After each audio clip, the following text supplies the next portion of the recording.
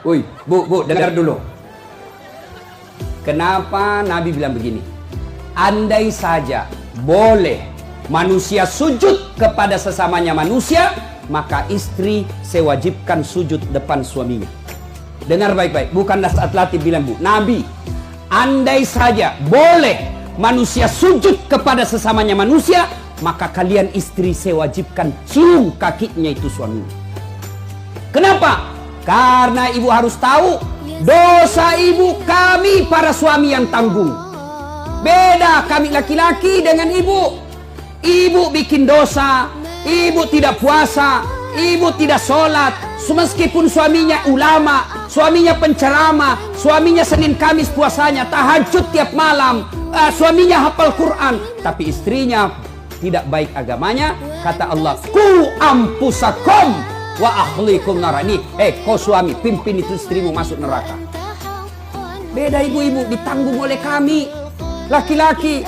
Suaminya tukang judi, suaminya pengedar narkoba, suaminya peselingkuh, suaminya pemakan haram, tapi istrinya istrinya baik, rajin sholat, taat sama suaminya, perintah suaminya diikuti.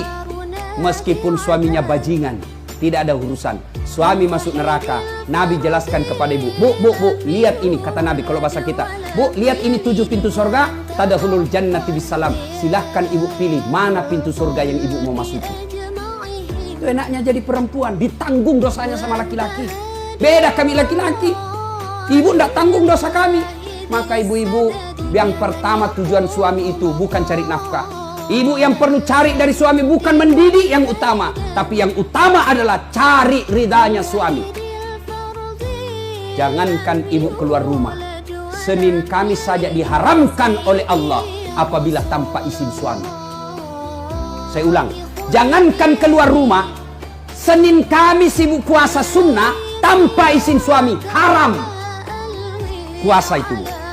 Contoh, pengantin baru, suaminya cuti 3 hari, istrinya langsung, bang, saya puasa Senin Kamis ya. Kata suaminya, saya sengaja cuti ini karena saya mau dapat jatah siang-siang. Tak boleh ibu puasa tanpa izin, ya? Jelas? Jelas ibu? Jelas?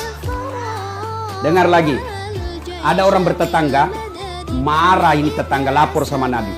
Apa pasalnya? Sakit ini ibu tetangganya, dia datang panggil anaknya, seorang perempuan. Bu, ibu mamanya lagi sakit, datang ki pergi lihat ki. Apa kata ini ibu anaknya? Mohon maaf, suamiku pergi tugas, saya dilarang keluar rumah sebelum suami saya pulang.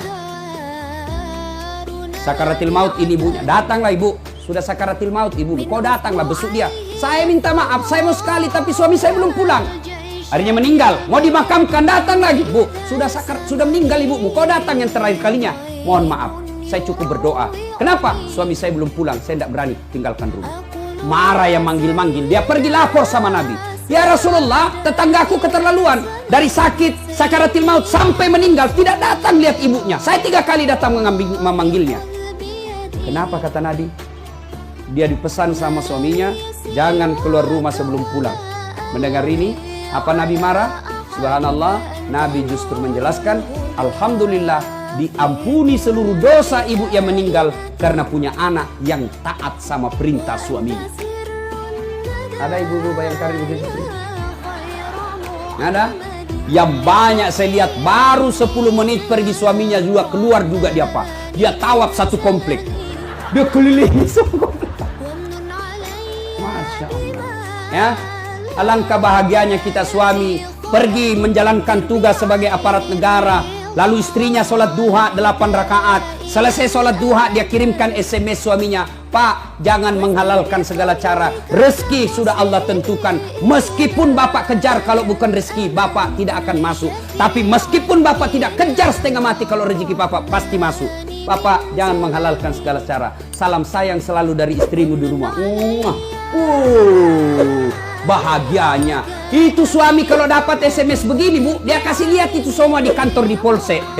Lihat kau istriku, istri yang soleha. Pernah SMS begitu suaminya bu? Pernah? Paling SMS jangan lupa singgah beli gas. Masih baik kalau gas, kalau pembalut. Saya pernah rasakan ini, Pak. Saya pulang takziah malam-malam, tiba-tiba mamanya SMS, Ustaz, habis pembalut. Allah haula wala quwwata illa billah. Saya singgah di warung, saya berdoa, mudah-mudahan tidak ada yang kenal saya. Begitu saya bayar, tiba-tiba ada ibu bilang, Ustaz beli pembalut.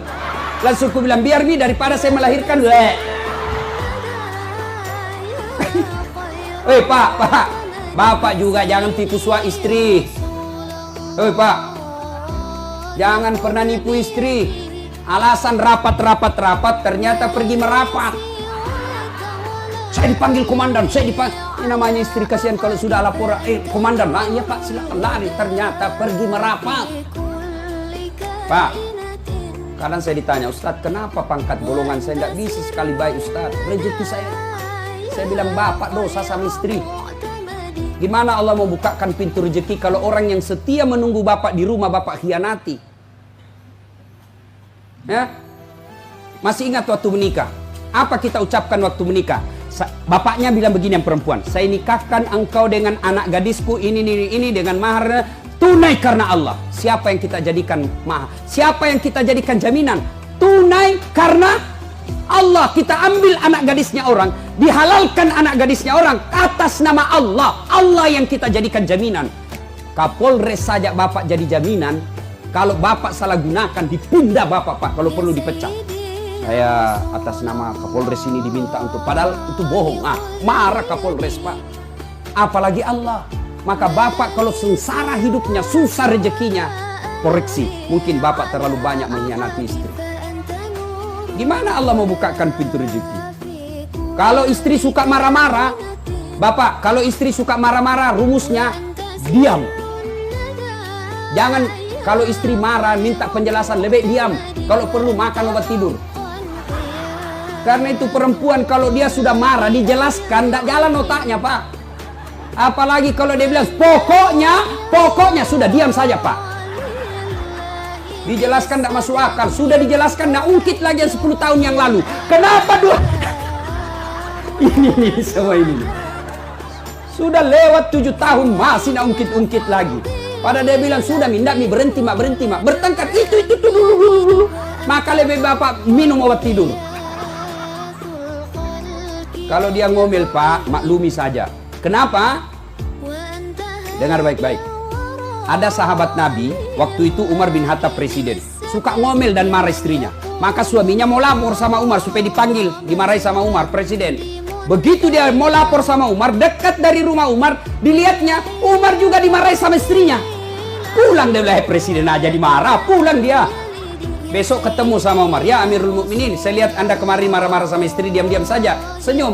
Dengar bapak-bapak, dengar para lelaki. Apa jawaban Umar?